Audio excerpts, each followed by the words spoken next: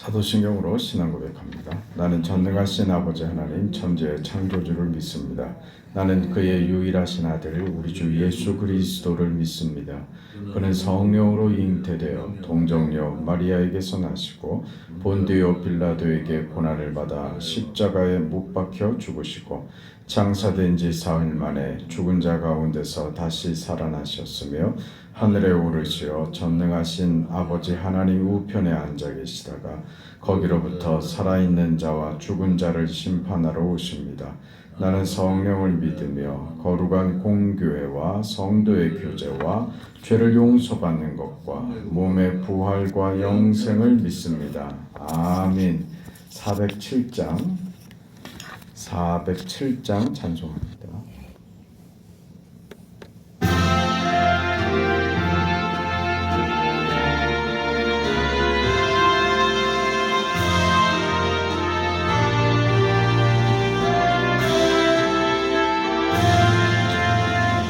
구주와 함께나 죽었으니 구주와 함께나 살았도다. 영광의 그날이 이르도록 언제나 주만 바라봅니다. 언제나 주는 날 사랑하사 언제나 새 생명 주시나니 영광의 기운날이 이르도록 언제나 주만 바라봅니다. 마음속에 시험을 받을 때와 무거운 근심이 있을 때에 주께서 그때도 같이 하사 언제나 나를 도와주시네. 언제나 주는 날 사랑하사 언제나 새 생명 주시나니 영광의 그날이 이르도록 언제나 주만 바라봅니다. 뼈 아픈 눈물을 흘릴 때와 쓰라린 마음으로 탄식할 때 주께서 그때도 같이 하사 언제나 나를 생각하시네. 언제나 주는 날 사랑하사 언제나 새 생명 주시나니 영광의 그날이 이르도록 언제나 주만 바라봅니다.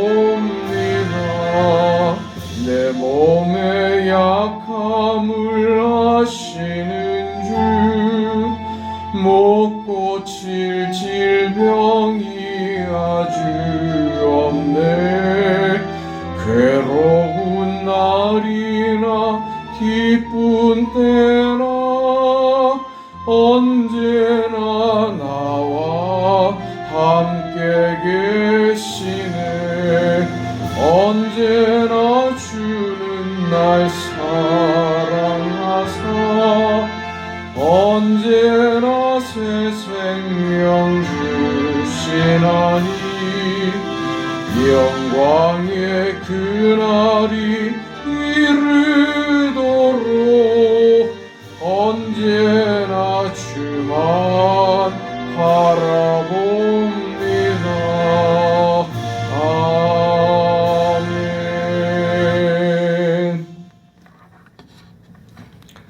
하나님의 말씀 요한복음 20장입니다. 요한복음 20장 1절에서 10절까지 말씀입니다.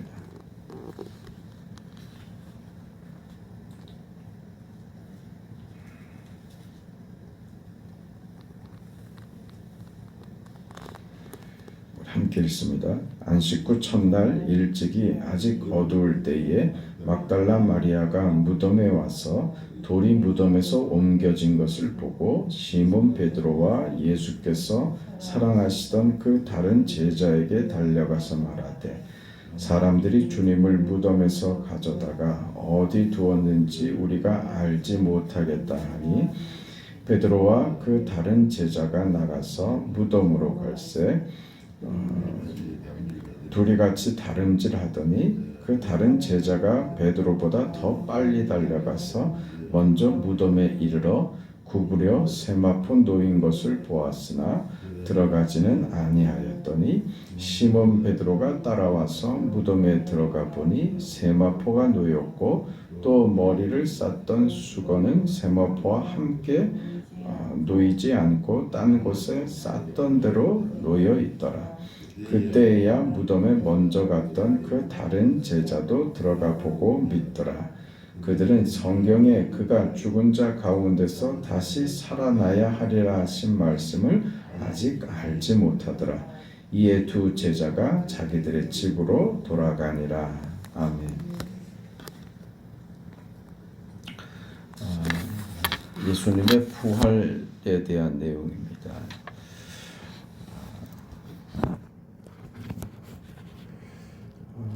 그 부활에 대해서 우리가 그 부활을 믿느냐, 부활에 대한 그 확신이 있느냐 하는 것을 그 점검하는 것보다 그러니까 내가 구원받았는가를 자꾸 점검하고 그것을 확인하는 일이 중요한 것이 아니라 내가 믿고 있는 내용이 그 바른 것인가, 내가 구원에 대해서 내가 알고 내가 믿고 있는 내용이 무엇인가 하는 것이 더 중요한 확인이 됩니다. 믿어서 구원받은 우리에게 자꾸 구원의 확신을 확인하고 그걸 다시 점검해 보려고 하는 것은 다시 중요한 일이 아닙니다.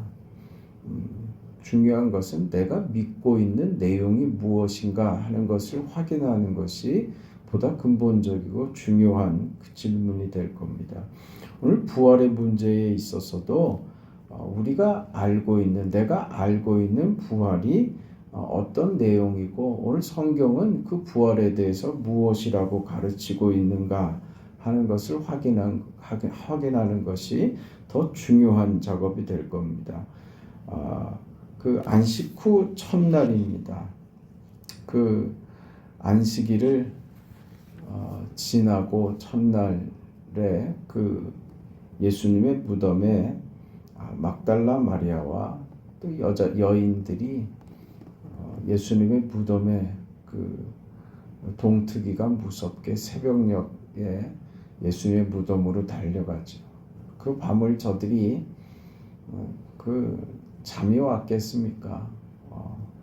예수님의 그 무덤에 가서 예수님에게 가보고 싶은 마음이 참 굴뚝 같았을 것이고, 그래서 그 안식 후 첫날, 지금 주일이죠. 주일에 그 예수님의 무덤으로 달려갑니다. 달려가서 그 천사를 방문하고, 오늘 요한복음에는 이 내용이 기록이 되지 않고 짧게 기록이 되어 있지만 다른 공간 복음서에들 보면 여인들의 이 내용과 여인들이 한 일과 이 내용이 보다 더 자세하게 기록이 되어 있습니다. 오늘 사도 요한은 이런 내용들을 짧게 응축해서 그렇게 기록을 하고 있는데, 여기서 우리가 몇 가지를 좀 살펴봐야 됩니다. 여인들이 가서 예수님의 무덤이 비었다는 것을 확인합니다. 그 1절을 보면 안식 후 첫날 일찍이 아직 어두울 때에 막달라 마리아가 무덤에 와서 돌이 무덤에서 옮겨진 것을 보고 그랬습니다. 여기는 막달라 마리아 한 명만 기록하고 있지만 그 대표적인 이 사건에서 대표적인 여인이었기 때문에 그렇게 막달라 마리아만 지금 기록을 해놓은 것으로 보이고 무덤이 옮겨진 것을 돌이 무덤에서 옮겨진 것을 보고 그 제자들에게 와서 예수님의 그 무덤에 돌이 옮겨졌다. 예수님이 그 부활했다고 하는 것으로 오늘 여기서는 그 짧게 이 막달라 마리아가 예수님의 무덤에 돌이 옮겨졌다 이렇게 짧게 얘기하지만 다른 공간 복음서에는 천사들이 이 여인들에게 나타났고 울고 있는 여인들에게 어찌하여 울고 있느냐라고 했고 부활하신 예수님이 그 저들을 만나주기까지 하는 내용이 다 기록이 되죠. 그래서 여인들이 그 제자들이 있는 곳으로 불이 나게 달려갔고 이 소식을 접하고 그 시몬 베드로와 또 사랑하시는 또 다른 제자 이 서신을 기록하고 있는 사도 요한일 것이라고 생각하는 것이 아마 거의 확실할 겁니다. 두 사람이 그 무덤으로 달려갑니다. 달려가서 봤더니 예수님이 예수님을 장사했던 그 무덤에 돌이 옮겨져 있고 그 무덤 안으로 들어가 봤더니 그 안에 예수님의 그 시신을 쌌던 그 세마포가 남아 있다는 것을 확인하는 것이죠. 그것을 보고 그 8절에 보면 그때에야 무덤에 먼저 갔던 그 제자도 들어가 보고 믿더라 했단 말이에요.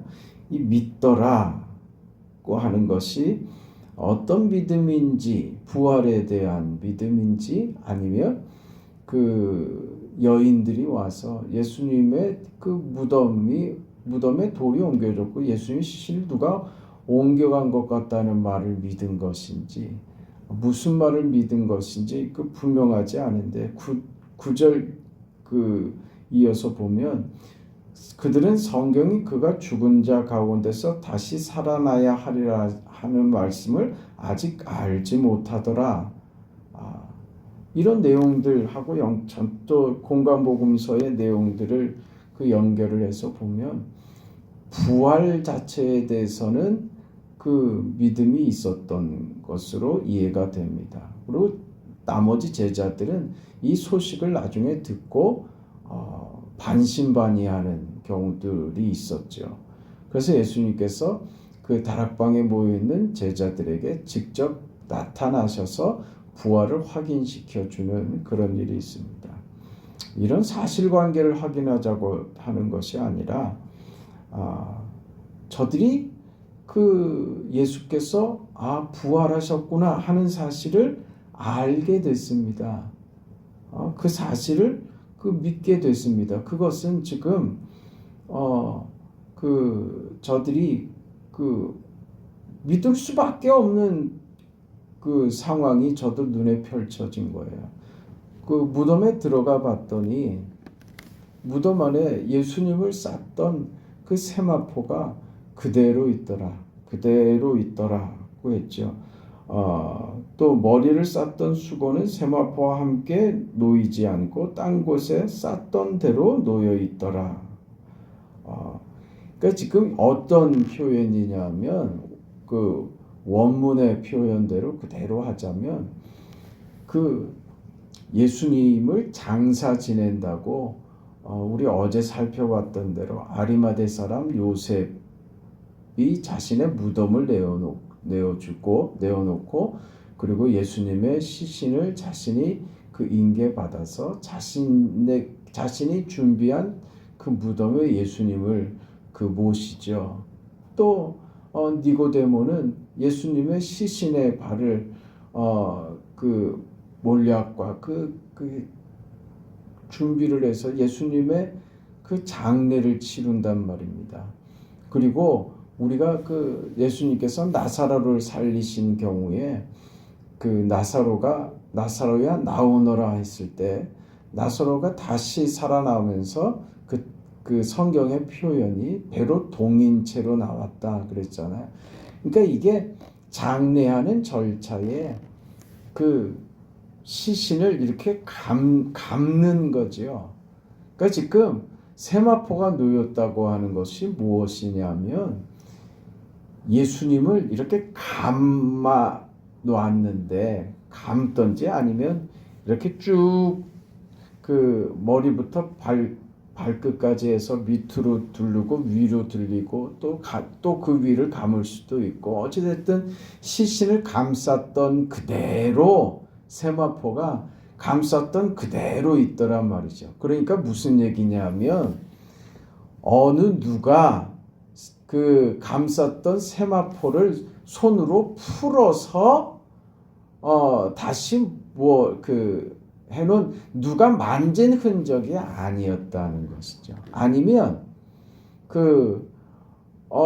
죽었다가 잠시 기절했다가 깨어났다고 그 말을 하는 사람들도 있어요. 그런 경우라면 예수님이 죽었다가 살아나셔갖고 세마포를 손으로 풀거나 하는 그런 흔적이 있어야 되는데 가서 봤는데 예수님을 쌌던 그대로 그 형태대로 세마포는 그대로 있더라는 거예요. 그러니까 이게 예수님의 부활이라는 것이 우리가 생각하지 못하는 특이한 방법으로 이루어졌다는 것을 확인하죠. 여기서 예수님의 그 시신을 쌌던 세마포가 이렇게 그대로 놓여져 있는 것을 보니 믿더라고 하는 것으로 가면 이게 좀 곤란합니다. 왜냐하면 우리 믿음이라고 하는 것은 어떤 물증을 보고 믿는 것 아니잖아요. 그렇죠? 우리의 믿음은 그 어떤 과학적인 증명이나 어떤 사실관계의 증명으로 이해가 돼서 믿는 것이 아닙니다. 우리 믿음은 그것을 뛰어넘는 것이죠. 그렇다고 해서 그것이 모든 것을 무시하는 그 믿음이냐? 그렇지 않습니다. 그러나 믿음이라고 하는 것은 본질적으로 확인이 돼서 또 과학적이기 때문에 믿을 수 있다고 하는 것은 우리가 가진 믿음하고는 전혀 다른 내용입니다. 지금 어찌됐든 예수님이 부활하신 것을 저들이 직접 확인을 한 셈이 된 겁니다.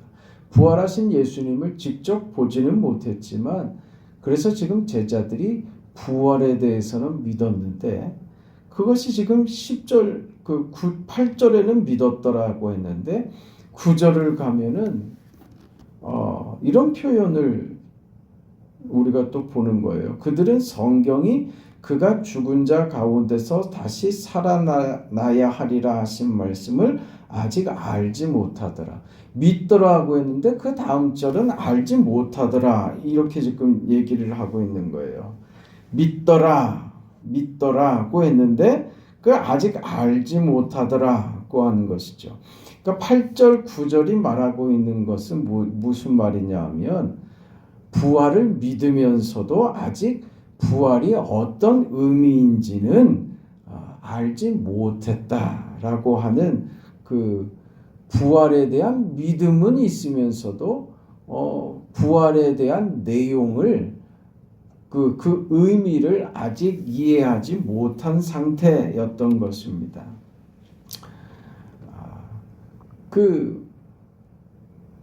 이 상황이요. 이게 지금 걸리는 부분인데 이것이 오늘 우리에게 부활을 어떤 의미로 이해를 해야 되며 그 예수님의 부활에서 우리가 깊이 깊이 깨닫고 알아야 할 것이 무엇인가를 확인시켜주는 지점이 됩니다. 시편 16편에 가보면 10절에 이렇게 내용이 있어요. 이는 내 영혼을 음부에 버리지 아니하시며 주의 거룩한 자로 썩지 않게 하실 것임이니이다. 이것이 지금 오늘 우리가 보고 있는 9절 내용. 그들은 성경에 그가 죽은 자 가운데서 다시 살아나야 하리라 하신 말씀을 아직 알지 못하더라고 하는 이 내용의 유일한 구약에 확인할 수 있는 그 구절이 됩니다. 죽은 자를 죽지 않게 한다는 뜻입니다. 다시 살린다는 뜻이죠. 이것은 시편 16편은 다윗이 지은 시인데 다윗은 이 시편 16편에서 하나님을 믿는 믿음 안에서 자신이 이 어떤 그 고난을 겪고도 하나님께서 나를 다시 살리실 것을 믿는다. 죽음 가운데서도 나를 다시 살릴 것을 믿는다 라고 하는 뜻이죠. 그러니까 의인을 하나님께서 다시 살리신다. 이것이 예수님에게 지금 적용이 된 것입니다. 예수님께서는 당신의 죄로 죽으신 것이 아닙니다. 예수님은 의로우신 분으로 우리의 죄를 대속하여 대신 죽으신 것이죠. 그러니 의인이신 예수님께서 죽음을 보지만 죽음에서 그 생명으로 이겨나오신 것이죠. 부활로 그 예수님의 죽음을 부활로 이기신 것입니다. 이것이 다윗의 고백으로 확인이 된 것인데 이 구절을 유대인들도 그대로 받아들입니다. 그래서 그 사두개인은 부활을 받지 않았지만 유대인들은 거의 대부분은 특별히 바리새인들은 그 다윗이 고백한 대로 하나님을 믿으면 부활한다고 하는 부활 신앙은 가지고 있었던 것이죠. 그러나 저들이 가지고 있는 부활 신앙은 예수님과는 전혀 상관이 없는 신앙이었습니다. 다만 하나님을 믿으면 부활한다고 하는 것이 전부였죠. 그러니까 우리가 지금 이해해야 되는 것은 무엇이냐면 부활을 믿는다고 해서 부활의 내용까지 다 가지고 있지는 못하더라 하는 것이죠. 지금 바리새인들이 그렇다고 하는 것입니다. 부활에 대한 오늘 우리의 이해가 그래서 어느 지점에 가 있는지를 확인하는 것이 중요합니다. 부활이 무엇인가? 예수님께서 그 십자가에 죽으시고 사흘 만에 다시 부활하심으로 우리의 구원을 이루신 것처럼 우리도 우리 육신의 죽음을 맞지만 나도 예수님처럼 부활한다. 그 믿음은 중요한 믿음이고 귀한 믿음입니다만은 그 우리 부활 신앙이 그 내용이 그것밖에 담지 못한다면 아직 부족하다는 얘기를 하는 거예요. 단지 부활에 대해서 안다고 하는 차원에서가 아니라 부활의 내용을 담아야지 된다고 하는 것이죠. 저들은 지금 제자들은 예수님의 그 부활하신 무덤에 가서 예수님의 부활을 확인을 했지만 저들은 아직 알지 못하더라 하고 하는 라고 말하는 지점이 바로 그것입니다. 그렇다면 예수님의 부활을 안다는 것이 무엇인가? 예수님의 부활을 안다는 것이 무엇인가? 그 예수의 부활이 무엇을 의미하는가 하는 것을 어떻게 이해하는가 하는 것으로 요약이 됩니다. 예수님의 부활은 도대체 무엇인가? 예수의 부활은 무엇인가? 우리 죄를 위하여 십자가에 죽으신 예수님께서 사흘 만에 다시 부활하셨다는 것은 우리를 위하여 죽으신 예수께서 우리를 살리는 유일한 생명이 되신다는 것을 알리는 거예요. 이 내용입니다. 예수 외에는 생명이 없다는 것을 알리는 거예요. 지금 예수님의 부활 앞에서도 제자들도 예수를 그처럼 사랑했다고 하는 마리아조차도 예수께서 저들에게 살아계실 때 그 예수님 자신이 죽을 것과 다시 살아나야 하리라 하셨던 그 언약의 말씀들, 그 약속들을 그 여러 차례 들었음에도 불구하고 부활을 이해하지도 못했고 부활 신앙의 깊은 자리에 도달하지 못했던 거예요. 여기 예수께서 직접 확인시켜 주신 것입니다. 무엇을 확인시키냐? 단지 나도 죽어도 나도 예수님처럼 다시 산다고 하는 그런 정도가 아니라 생명은 예수로만 나온다고 하는 사실. 오늘 우리는 그래서 부활을 통해서 무엇을 배우느냐 하면 예수께서 십자가에 죽으시고 다시 생명으로 살아나신 것처럼 오늘 우리의 인생은 어느 자리에 가야 되느냐?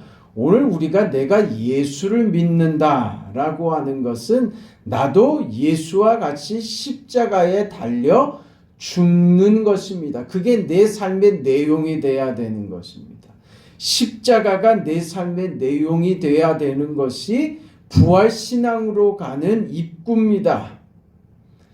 하나님, 나도 주께서 나를 위하여 십자가에 죽으신 것처럼 나도 주의 십자가에 나도 못 박아 내 인생을 장사 지냅니다.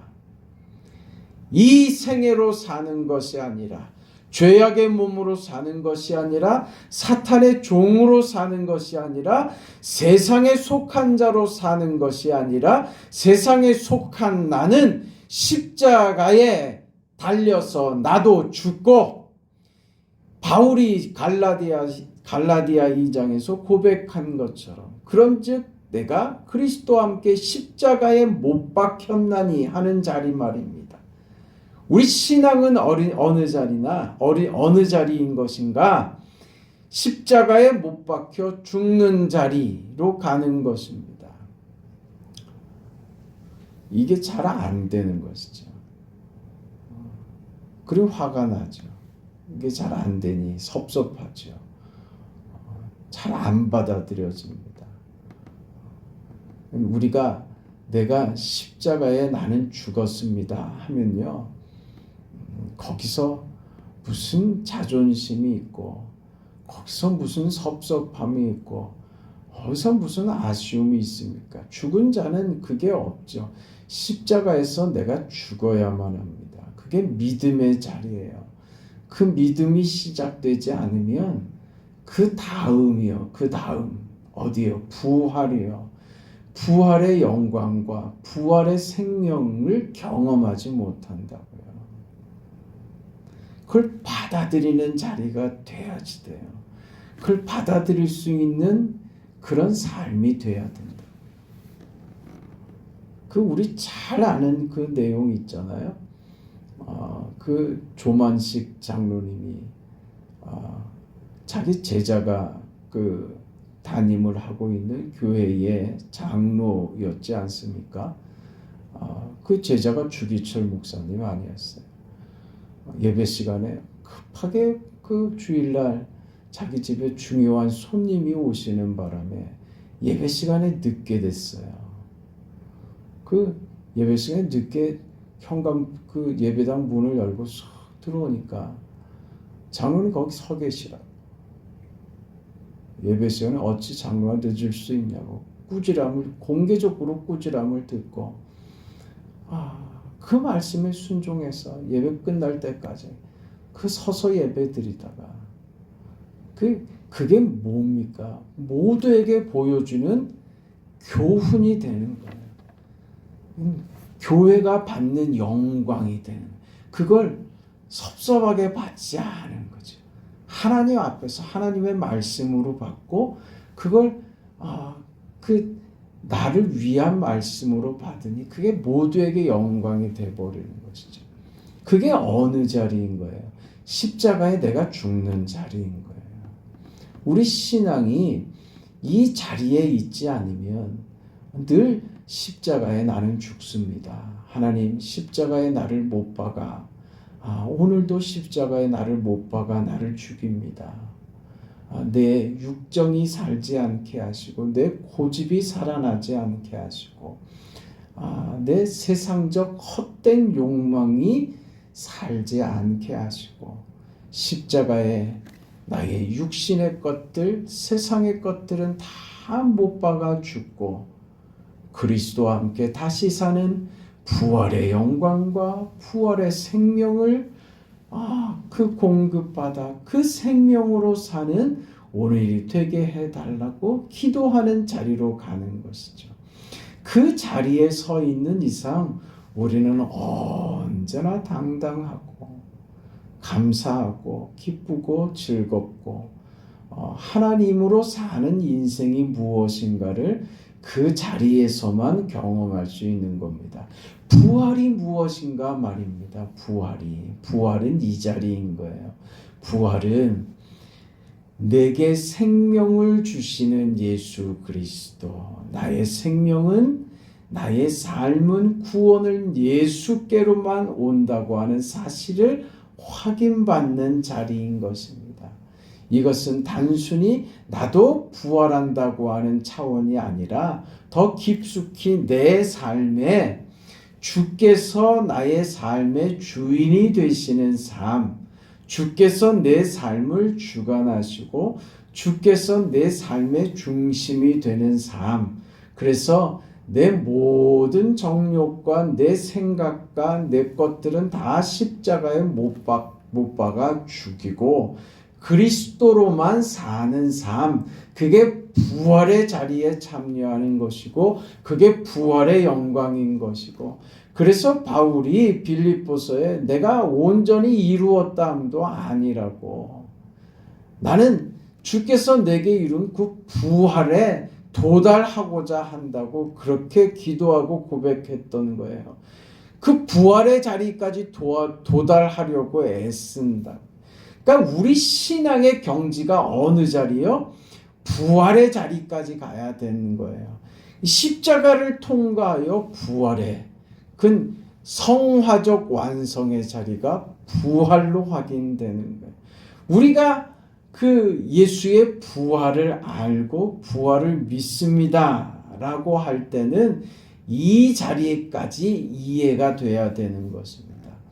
맞습니다. 주님이 나를 십자가에 내 육신과 내 세상적 그리고 사탄의 종되었던 나를 죽이시고 그리스도께서 나의 주인이 되시는 삶으로 나를 살려주셨습니다. 이 인생을 이제 내가 받았습니다. 이 인생을 지금 내가 삽니다. 이 인생으로 막힘없이 거칠 것이 없이 생명의 부활로 살아가는 그런 거룩한 삶을 살아가는 복된 인생이 되게 해주세요. 그 부활을 내가 믿습니다 하는 자리로 가는 것이 예수께서 부활하셨다. 이것을 지금 제자들은 그것이 무엇인지 아직 이해하지 못했지만 뒤에 이해하지요. 그래서 저들의 가운데 예수로 충만한 삶이 되었고 예수로 세상을 정복하는 그런 위대한 삶을 살아가게 되었던 것입니다. 이 부활에 대한 이해와 온전한 믿음이 우리 인생을 정말 기가 막힌 삶으로 이끌어 가실 겁니다. 그 삶이 여러분 생애 가운데 오늘 하루도 승리케 하는 은혜가 있기를 바랍니다. 거룩하시고 자비하신 아버지 하나님, 은혜와 사랑을 감사드립니다. 우리에게 허락하신 귀한 은혜를 깨닫게 하시고 그 부활의 자리가 우리에게 무엇을 의미하는지 알게 하시고 자비하신 아버지께서 영원히 우리의 생명이 되시며 우리의 구원이 되시며 우리를 세상에 그 어떤 것으로부터도 우리를 쇠하거나 우리를 손대거나 우리를 망하게 하지 못하도록 주의 손으로 붙들어 우리를 영광스러운 자리로 이끄신다는 사실을 알게 하시니 감사합니다. 이제 이 부활의 영광으로 살아가는 그리스도가 나의 생명의 중심이 되고 나의 삶의 중심이 되고 내 생각을 주장하시는 주인이 되시는 삶을 넉넉히 살아가는 복된 날 되도록 축복하여 주옵소서. 새벽에 우리의 간구를 주께서 받아주시고 사랑하는 성도들 오늘 하루도 영육간에 강건하게 붙드시옵소서. 예수님 이름으로 감사하며 기도합니다. 아멘. 하늘에 계신 우리 아버지여, 이름이 거룩히 여김을 받으시오며 나라가 임하시오며 뜻이 하늘에서 이루어진 것 같이 땅에서도 이루어지이다. 오늘 우리에게 일용할 양식을 주시옵고 우리가 우리에게 죄 지은 자를 사하여 준 것 같이 우리 죄를 사하여 주시옵고 우리를 시험에 들게 하지 마시옵고 다만 악에서 구하시옵소서. 나라와 권세와 영광이 아버지께 영원히